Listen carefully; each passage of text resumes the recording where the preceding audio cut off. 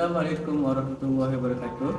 Saya Muhammad Syahidul Iskandar daripada Kumpulan 1 akan menceritakan secara umum tentang penentangan UMNO dalam Malayan United.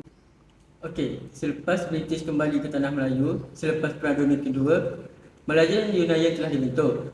Walau bagaimanapun, kesatuan ini telah ditemui dengan banyak pembangkang kerana kerangka perlembagaannya yang dikatakan mengancam kedaulatan pada tuan tanah Melayu. Satu siri Kongres Melayu telah diadakan, memuncak dalam pembentukan Parti Nasionalis UMNO pada 10 Mei 1946 di Kongres Melayu ketiga di Johor Bahru. Pemimpin UMNO pada masa ini ialah Datuk Onn Jaafar. UMNO sangat menentang Malayan United, tetapi pada mulanya tidak mencari kuasa politik. UMNO tidak mempunyai pilihan dengan terus memainkan peranan sokongannya kepada Raja-Raja British. British bekerjasama dengan pemerintah UMNO dan membantu mengalahkan pemberontakan para komunis di tanah Melayu. Okey, kini saya akan tunjukkan sedikit video yang berkaitan dengan penentangan Malayan United ini. Dan saya akan menceritakan lebih detail tentang kronologi yang berlaku.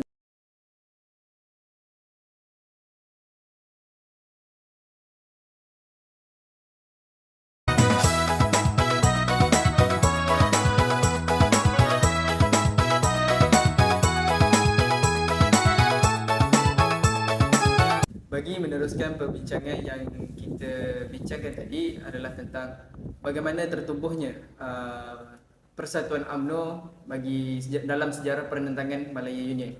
Tertubuhnya Persatuan UMNO atau lebih tepat adalah lahirnya UMNO adalah hasil dari percantuman pertubuhan-pertubuhan Melayu dengan berbagai aliran falsafah dan pendapat, tetapi bersetuju mengambil tindakan bersama untuk meneruskan perjuangan bangsa Melayu. Berhadapan dengan rancangan Malaya Union yang dibawa oleh British selepas Perang Dunia Kedua, pertubuhan-pertubuhan ini dengan sukarelanya membubarkan diri masing-masing demi membuka jalan kepada sebuah parti politik yang ulung sebagai penyataan hasrat semua golongan dan lapisan masyarakat Melayu bagi memperjuangkan hak-hak mereka. Di bawah rancangan British, dasar pro-Melayu sebelum perang akan dirombak sekaligus dan orang-orang Melayu sebagai penduduk asal negara ini terpaksa bersaing dengan orang-orang pendatang iaitu bangsa Cina dan India. Iaitu suatu kejadian yang tidak diduga sama sekali oleh mereka kerana sepanjang penjajahan British, mereka diberi perlindungan dari ancaman golongan-golongan berikut. Ancaman golongan tadi di samping jaminan bahawa ini adalah negeri Melayu yang diperintah oleh pihak Raja-Raja Melayu, bermakna bahawa kepada mereka lah negeri ini nanti diserahkan apabila penjajah berundur diri. Okey, bagi skop Malaya Union, rancangan Malaya Union yang dipaksakan ke atas mereka tanpa sebarang rundingan adalah amat menggemparkan di tanah Melayu ketika itu. Jika sebelum ini orang-orang Melayu berpecah belah dengan berbagai sentimen kenegerian dan pemahaman tersendiri, sekarang mereka mula melihat realiti di depan mereka telah bangkit menentang rancangan Malayan Union. Kebangkitan itu merupakan reaksi yang spontan oleh orang-orang Melayu yang bersatu hati dan tenaga agar kedudukan mereka terpelihara.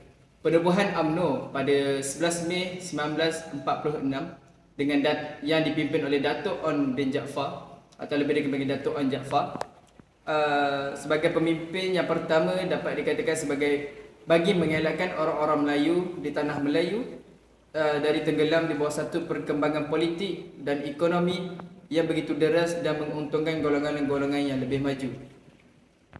Bagi sejarah pertama kalinya dalam pilihan raya pada tahun 1955 bagi menghadapi pilihan raya umum yang pertama, Perikatan UMNO, MCA dan MIC seperti yang kita tahu, MCA adalah wakil parti orang Cina dan MIC adalah parti wakil bagi orang India, telah diwujudkan sebagai lambang permuafakatan dan kerjasama yang rapat di antara kaum. Dengan pimpinan Tunku Abdul Rahman Putra, kemenangan yang cemerlang telah diperolehi maka jelaslah ditunjukkan kepada pihak British bahawa kaum-kaum di tanah Melayu adalah bersatu hati dan boleh merdeka dengan cara mereka. Sebelum tercapainya kemerdekaan di negara kita pada tahun 1957, beberapa perkara utama yang telah diperbincangkan antara pemimpin-pemimpin kaum dalam UMNO, MCA dan MIC yang mentakrirkan kedudukan dan hak setiap kaum dalam perlembagaan negara. Keutamaan yang diberi kepada orang-orang Melayu dalam beberapa hal adalah juga memperakui hak-hak bangsa lain yang telah menetap dan lahir di sini. Kaum-kaum bukan Melayu dibolehkan bergerak dengan lebih luas kerana taraf kewarganegaraan yang diberi kepada mereka. Manakala orang-orang Melayu diberi hak-hak istimewa untuk memperbolehkan penyertaan ekonomi dan pelajaran sejarah lebih berkesan. Bahasa Melayu juga diterima sebagai bahasa kebangsaan dan asas kepada dasar pelajaran kebangsaan, dan Islam dijadikan sebagai agama rasmi negara. Sejak tertubuhnya UMNO sampai ke masa sekarang, tujuan dan matlamatnya masih sama. Antara tujuan-tujuan ini yang terkandung dalam fasal 3 perlembagaan UMNO adalah sebuah parti yang berjuang mendukung cita-cita kebangsaan Melayu demi mengekalkan maruah dan martabat bangsa, agama dan negara. Seterusnya, tujuan lain adalah mempertahankan kemerdekaan dan kedaulatan negara, mendukung dan mempertahankan perlembagaan negeri dan raja berperlembagaan, menegakkan, mempertahankan dan mengembangkan Islam, agama rasmi negara serta menghormati prinsip kebebasan beragama, mempertahankan kedaulatan rakyat dan keadilan sosial dengan mengamalkan sistem pemerintahan demokrasi berparlimen serta memajukan ekonomi rakyat Melayu dan Bumiputera khasnya dan rakyat Malaysia sebagai amnya, menjamin kedudukan bahasa kebangsaan iaitu bahasa Melayu sebagai bahasa rasmi yang tunggal dan kebudayaan kebangsaan yang berteraskan kebudayaan Melayu, mewujudkan kerjasama antara kaum bagi melahirkan satu bangsa Malaysia yang kuat dan bersatu berasaskan kepada hak-hak asasi manusia dan hak-hak istimewa bangsa masing-masing.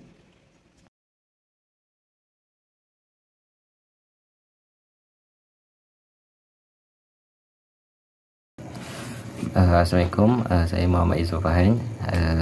Untuk bahagian saya akan menerangkan cara-cara UMNO menentang Malayan Union. Yang kita tahu dia ada 3 cara. Yang pertama, UMNO menentang secara individu, yang kedua menentang secara kolektif, dan ketiga menentang secara akbar.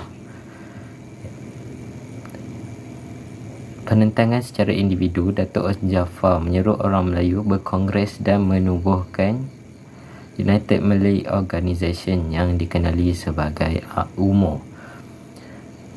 UMO ini benteng untuk menentang Malayan Union, dan untuk itu Sultan Johor mengutus surat kepada Setiausaha Pejabat Tanah Jajahan untuk menarik balik sokongan terhadap Malayan Union. Dan yang kedua, penentangan secara kolektif. Mereka mengadakan demonstrasi, melakukan Kongres Melayu, meminta Raja-Raja Melayu memulakan pelantikan ke UMNO, dan mereka juga berkabung selama 7 hari dengan melilitkan kain putih dan lengan baju atau songkok. Juga KMK diadakan untuk membantah pengisytiharan Malayan Union. Raja-Raja Melayu berkumpul di Kuala Kangsar untuk menyatakan bantahan secara terbuka kepada ahli parlimen British. Dan yang terakhir, penentangan secara akbar. Orang Melayu menyuarakan bantahan secara berterusan melalui utusan akhbar Melayu, utusan Melayu, Majlis Warta Negara. Hal ini bertujuan menggesa orang Melayu menentang Malayan Union. Dan itu saja video daripada kumpulan kami. Sekian, terima kasih.